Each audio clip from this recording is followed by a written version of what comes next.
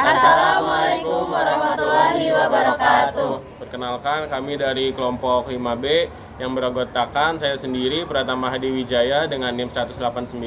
Saya Destalia Triangreni dengan NIM 57. Saya Fikri Maulana Ibrahim dengan NIM 165. Saya Udina Azahra dengan NIM 194. Saya Siva Nur Aziza dengan NIM 72. Saya Fadilah Nur Safitri dengan NIM 46.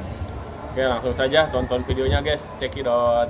Sudah. Ya. Kelompok 5B membahas kasus 2, yaitu pemalsuan telur.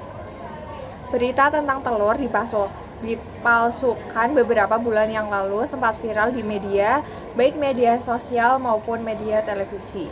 Telur palsu sangat mirip dengan telur asli, tetapi memiliki beberapa perbedaan. Antara lain, apabila telur direbus, maka potongan telur sangat halus, tidak kasar seperti telur ayam umumnya. Terdapat warna hitam antara putih dan kuning telur yang tidak bisa hilang jika direbus. Dan tanda-tanda lain. Telur palsu juga bisa membahayakan kesehatan karena dibuat dari berbagai campuran bahan kimia. Langsung masuk ke pembahasan yang pertama, yaitu apakah deskripsi kasus pemalsuan telur tersebut sudah tepat atau belum. Nah, sekitar 8 bulan yang lalu di daerah Kediri, Jawa Tengah terdapat video yang viral tentang telur palsu. Jadi di dalam video tersebut terdapat ibu-ibu yang menjelaskan bahwa adanya telur palsu yang dapat dilihat ketika telur itu dipecahkan. Telur ini nampak beku dan di cangkangnya itu terdapat selaput tebal yang menutupi cangkang. Karena videonya viral, polisi pun langsung turun tangan untuk menyelidiki kasus tersebut yang menyatakan bahwa tidak mungkin jika telur ini bisa dipalsukan. Berdasarkan Dinas Ketahanan Pangan dan Peternakan Kota Kediri turut ikut serta untuk menguji telur tersebut di lab dan menyatakan kasus tersebut telurnya asli gitu guys. Jadi dengan begitu kasus pemalsuan telur tidak tepat. Nah, telur yang diberitakan palsu sebenarnya hanya disimpan di dalam freezer. Jadi kasus yang viral telur palsu itu hoax guys. Faktor penyebab terjadinya telur palsu itu tidak ada karena dalam kasus yang telah dicontohkan sebelumnya itu termasuk berita hoax.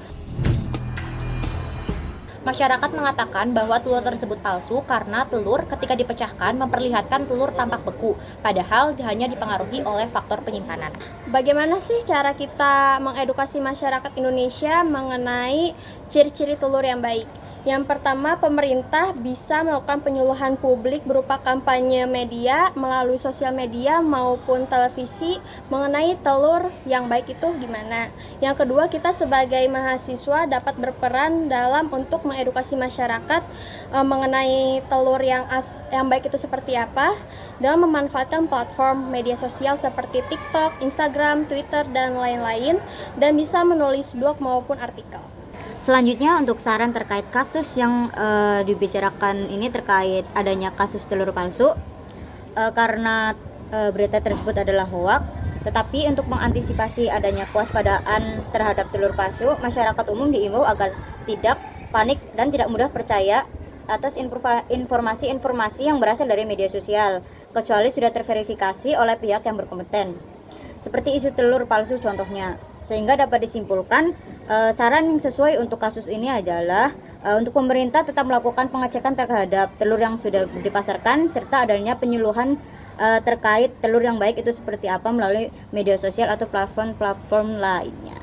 Jadi untuk karakteristik telur yang baik itu ada dua. Yang pertama ada dari internal dan eksternal. Dari internal yaitu meliputi kerabang telur sebesar 9-11%, putih telur 56-61%, dan kuning telur 27-31%.